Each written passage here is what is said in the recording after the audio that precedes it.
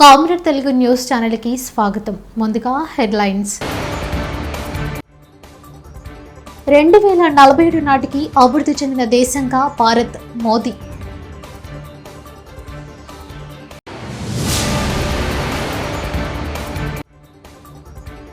రాజకీయ జీవితంలో ఎన్నో కష్టాలు, అవమానాలు భరించ మంత్రి పొంగులేటి.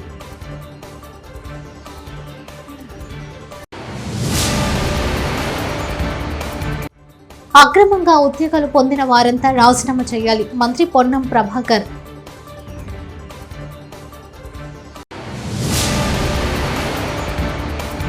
నాంపల్లి రైల్వే స్టేషన్లో పట్టాలు తప్పిన చార్మినార్ ఎక్స్ప్రెస్.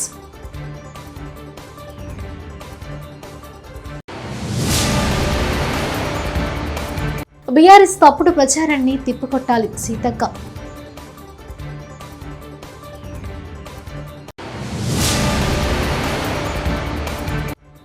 చంద్రబాబుకు హైకోర్టులో భారీ ఊరట.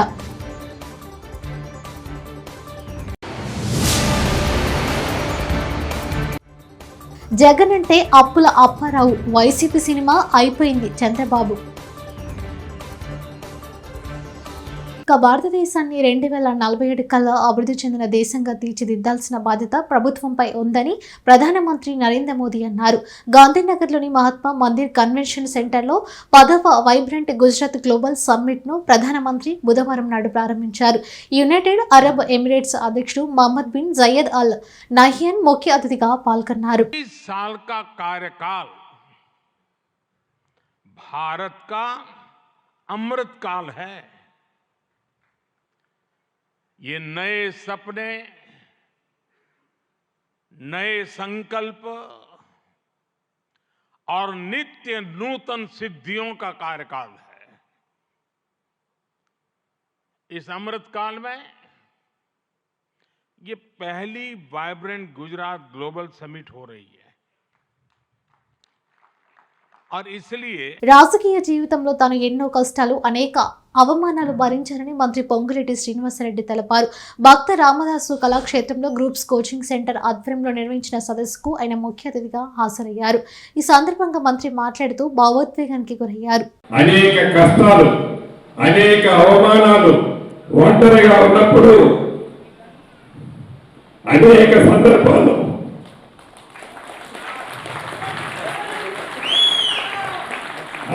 సందర్భాల్లో కన్నీరు నా కార్యకర్తలు, నా నాయకులు పెట్టుకున్నప్పుడు వారి ముందు నేను బాధపడితే వారు బాధపడతారని దిగమింగుకొని ఒంటరిగా ఉన్నప్పుడు ప్రభుత్వ విభాగాల్లో దొంగదారిన ఉద్యోగాలు పొందిన వారంతా వెంటనే రాజీనామా చేయాలని మంత్రి పొన్నం ప్రభాకర్ సూచించారు.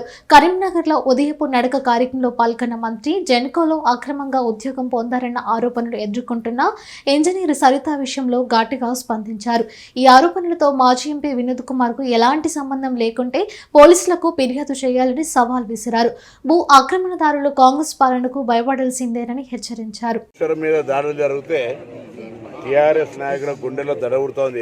ఈరోజు అంత పెద్ద ఎత్తున 1,00,000 కోట్లు కావచ్చు, 90,000 కోట్లు ఖర్చు పెట్టి కట్టిన ప్రాజెక్టు 9 నెలలు కూడా ఉపయోగపడకపోతే ఆ ప్రాజెక్టు నాణ్యత మళ్ళీ తిరిగి పునర్మించాలని ఇంజనీర్లు చెప్పిన తర్వాత దాని నిర్మాణానికి సంబంధించిన విషయం మీద విజిలెన్స్తో పాటుగా సిట్టింగ్ జడ్జితో విచారణ జరుపుతామని ముందే చెప్పినాం. దాని ప్రకారంగా విచారణ జరుగుతూ ఉంది. దీనికి విచారణకు సంబంధించి తెలంగాణకు సంబంధించిన ఇంజనీర్లు కావచ్చు, ఇతరత్ర ఆ యొక్క ప్రాజెక్టుకు సంబంధించిన తప్పుల అంశాలు ఏమైనా ఉంటే ఆ విజిలెన్స్ అధికారులకు సమాచారం ఇవ్వని కూడా కోరుతా ఉన్నాం.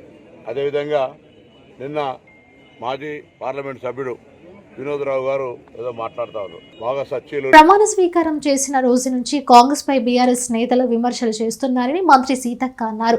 బుధవారం మీడియాతో మాట్లాడుతూ ఆర్టీసీ బస్సుల్లో మహిళల ఉచిత ప్రయాణాన్ని బీఆర్ఎస్ ఓర్వలేకపోతుందన్నారు. బీఆర్ఎస్ నేతలు చేస్తున్న తప్పుడు ప్రచారాన్ని కాంగ్రెస్ నాయకులు గట్టిగా తిప్పి కొట్టాలని పిలుపునిచ్చారు. ప్రజలకు ఇచ్చిన ప్రతి హామీని కాంగ్రెస్ ప్రభుత్వం అమలు చేసి తీరుతుందని స్పష్టం చేశారు. నియోజకవర్గంలో ఓడిన కాంగ్రెస్ అభ్యర్థుల ప్రజలకు అందుబాటులో ఉండి సమస్యలు తీర్చాలన్నారు. రాష్ట్రం బాగుండాలంటే కేంద్రంలోనూ కాంగ్రెస్ ప్రభుత్వం రావాలన్నారు. పార్లమెంటు ఎన్నికల్లో భారీ మెజారిటీతో కాంగ్రెస్ ను గెలిపించాలని మంత్రి సీతక్క కోరారు. తెలుగుదేశం జాతీయ అధ్యక్షుడు మాజీ ముఖ్యమంత్రి నారా చంద్రబాబు నాయుడుకు ఏపీ హైకోర్టులో భారీ ఊరట లభించింది. బుధవారం నాడు హైకోర్టులో చంద్రబాబు వైపు ఉన్న పలు కేసులపై విచారణ జరిగింది. ఈ విచారణలో హైకోర్టు కీలక తీర్పునిచ్చింది. ఒకేసారి 3 కేసుల్లో ముందస్తు బెయిల్ మంజూరు చేసింది. ఐఆర్ఆర్, మద్యం, ఉచిత ఇసుక కేసులలో ఏపీ హైకోర్టు బెయిల్ మంజూరు చేసింది. అలాగే మద్యం కేసులో నిందితులుగా ఉన్న మాజీ మంత్రి కొల్లు రవీంద్ర, విశ్రాంత ఐఏఎస్ అధికారి శ్రీ నరేష్ కు ఏపీ హైకోర్టు ముందస్తు బెయిల్ మంజూరు చేసింది. ఎన్టీఆర్ కు స్ఫూర్తి గురజాడ అని టీడీపీ అధినేత చంద్రబాబు నాయుడు అన్నారు. బొబ్బిలిలో నిర్వహించిన రా కదిలిరా సభలో చంద్రబాబు పాల్గొని ప్రసంగించారు. రా కదిలిరా నినాదం 5 కోట్ల మంది ఆంధ్రుల కోసం అని చెప్పారు. తెలుగు బస్సులు ఐటీలో తలెత్తుకుని తిరిగేలా చేసిన ఘనత టీడీపీదని అన్నారు. తనకు కష్టం వస్తే 90 దేశాలు స్పందించాయన్నారు. రాతయుగం కావాలా, స్వర్ణయుగం కావాలా నిర్ణయించాలన్నారు. మీరు చూస్తే కరెంటు ఛార్జీలు ఏం తమ్ముళ్ళు, కరెంటు ఛార్జీలు నేను ఉన్నప్పుడు పెరిగాయా? కరెంట్ వచ్చేదా లేదా? నాణ్యమైన కరెంట్ ఇచ్చామా లేదా? ధరలు పెంచకుండా సమర్థవంతంగా రన్ చేశామా లేదా? ఈరోజు కరెంటు రాదు, కానీ రేట్లు మాత్రం పెరుగుతూనే ఉన్నాయి. ఆ పేర్లు నాకే అర్థం కాల. సర్ఛార్జ్ అంట, ఫ్యూయల్ ఛార్జ్ అంట, లేకపోతే ఎక్కడో కొన్నారని దాని మీద రేట్ అంట.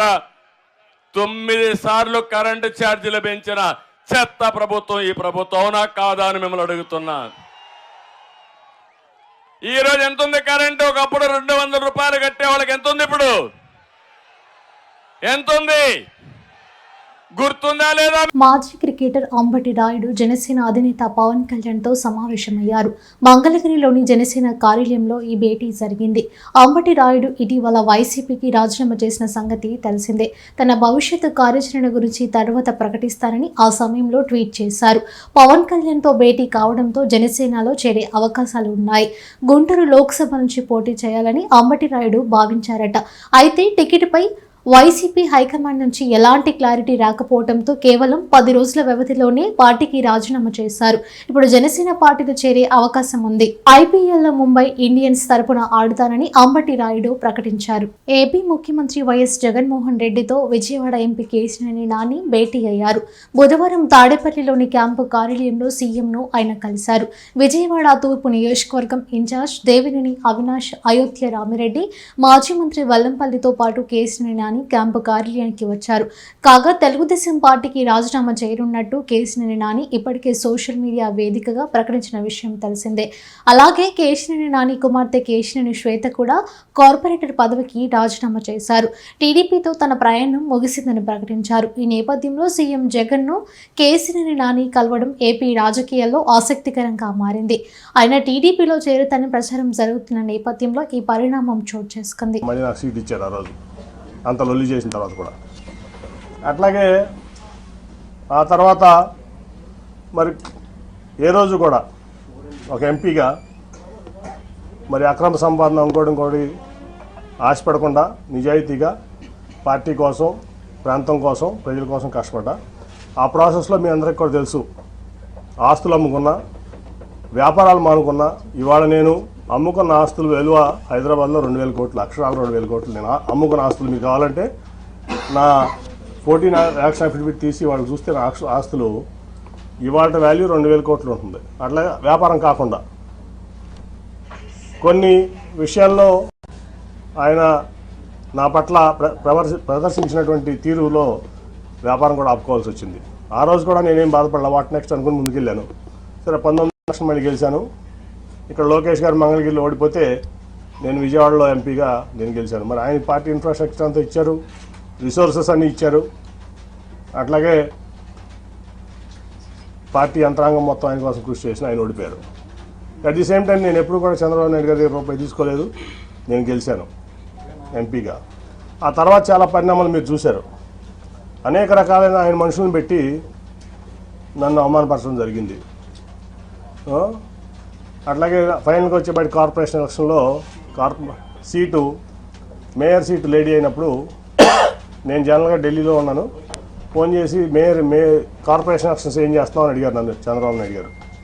ఏం లేదు సార్, నేనేం ఆలోచించలేదు, ఇన్ఛార్జ్లు ఉన్నారు కదా వాళ్ళు చూసుకుంటారంటే, కాదు మేయర్ అభ్యర్థి ఎవరిని పెడుతున్నారు అంటే నాకు తెలియదు సార్ అన్నా. ఇదే మాటలు మీకు చెప్తున్నా, నేను ఒకటి కూడా కోల్పోవట్లేదు. ఆ రోజు అన్నాడు బోండమ్మ గారి వైఫ్ని పెడుతున్నారని నిజమేనా అని నన్ను అడిగారు ఆయన ఫోన్లో క్వశ్చన్. నేను వాళ్ళ వరకు ఎవరికి చెప్పలా నిజం, నాకు తెలియదండి అన్న.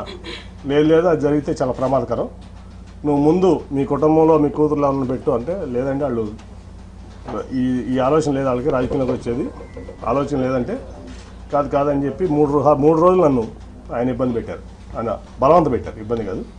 సరే అప్పుడు టాటా ట్రస్ట్లో పనిచేస్తున్న శ్వేత అని మాట్లాడితే, నాకు ఇంట్రెస్ట్ లేదు డాడీ, నాకు సోషల్ సెక్టర్ నుంచి చాలా ఇంట్రెస్ట్గా ఉన్నానంటే, ఇట్లా చెప్పారమ్మా చంద్రబాబు గారు.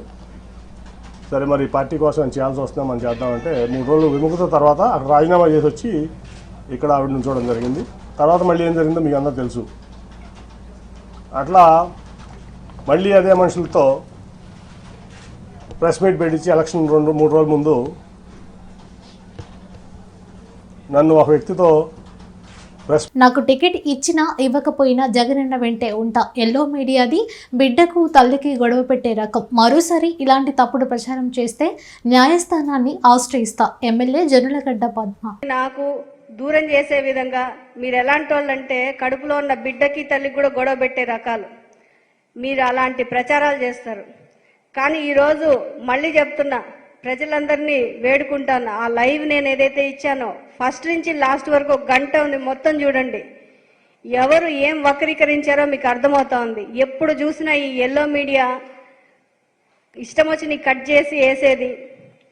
యూటర్న్ తీసుకుంది పద్మావతి. ఏం యూటర్న్ తీసుకున్నాను నేను? జగనన్న ఏమన్నా అంటే కదా యూటర్న్ తీసుకోవడానికి, నేను అనలేదు. అననప్పుడు యూటర్న్ ఏంటి? రైట్ టర్న్లోనే ఉన్నా నేను ఎప్పుడు, నేను రైట్ వేలోనే రైట్ పాత్లోనే ఉన్నాను. ఈ రోజు చెప్తున్నా, ఇంకొకసారి నా జోలుకు వచ్చారంటే కోర్టుకి ఇడిస్తా ఒక్కొక్కడిని, గుర్తుపెట్టుకోండి. హైదరాబాద్ నాంపల్లి రైల్వే స్టేషన్లో చార్మినార్ ఎక్స్ప్రెస్ కు ప్రమాదం జరిగింది. పట్టాలు తప్పి ప్లాట్ఫామ్ సైడ్ వాల్ ఢీకొట్టింది. ఈ ఘటనలో సుమారు 50 మంది ప్రయాణికులు గాయపడ్డారు, వారిని ఆసుపత్రికి తరలించారు. మొత్తం 3 బోగీలు పట్టాలు తప్పగా ప్రయాణికులు భయాందోళనకు గురయ్యారు. నాంపల్లి చివరి స్టేషన్ కావడంతో డెడ్ ఎండ్ లైన్ చూసుకోకుండా లోకో పైలట్ వెళ్లినట్లు సమాచారం. దీంతో ట్రాక్ మీద నుంచి కిందకి రైలు బోగీలు జారాయి. రైలు చెన్నై నుంచి హైదరాబాద్ వస్తుంది. ప్రయాణికులు క్షేమంగా ఉన్నారని, కొందరు స్వల్పంగా గాయపడ్డారని దక్షిణ మధ్య రైల్వే ప్రకటించింది. ప్రజా గాయకుడు దివంగత గద్దర్ సమాధి వద్ద డిప్యూటీ సీఎం బట్టి విక్రమార్క బుధవారం నివాళులర్పించారు. భూదేవి నగర్లోని గద్దర్ నివాసానికి వెళ్లిన బట్టి ఆయన కుటుంబ సభ్యులను పరామర్శించారు. కాంగ్రెస్ పార్టీ ఎప్పుడు వారికి అండగా ఉంటుందని ధైర్యం చెప్పారు.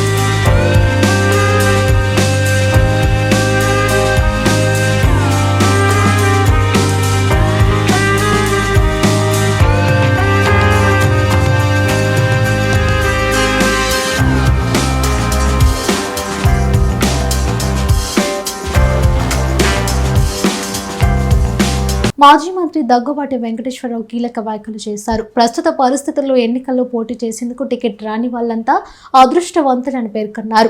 బాపట్ల జిల్లా కారంచేడు మండలం కుంకలమరులో రుద్రభూమి మహాప్రస్థానం ప్రారంభోత్సవంలో ఆయన పాల్గొన్నారు.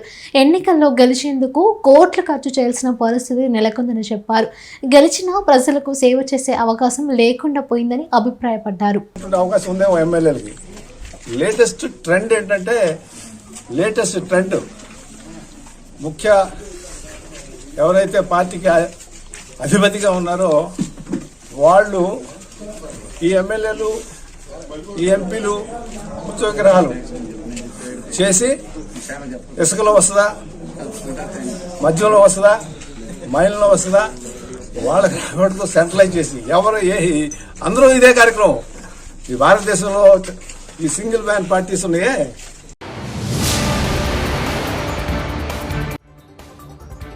రెండు 2047 నాటికి అభివృద్ధి చెందిన దేశంగా భారత్, మోదీ.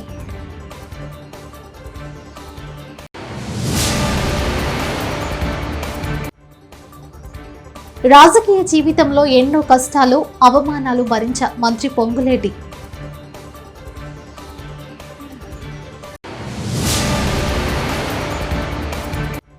అక్రమంగా ఉద్యోగాలు పొందిన వారంతా రాజీనామా చేయాలి, మంత్రి పొన్నం ప్రభాకర్.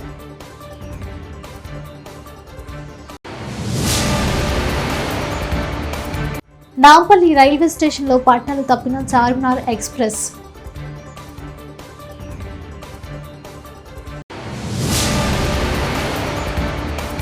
బీఆర్ఎస్ తప్పుడు ప్రచారాన్ని తిప్పికొట్టాలి, సీతక్క.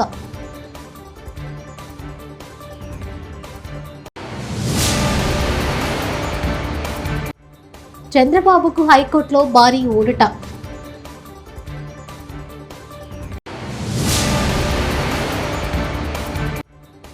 జగన్ అంటే అప్పుల అప్పారావు, వైసీపీ సినిమా అయిపోయింది చంద్రబాబు. ఇవి బులెటిన్ విశేషాలు. చూస్తూనే ఉండండి కామ్రేడ్ తెలుగు న్యూస్ ఛానల్.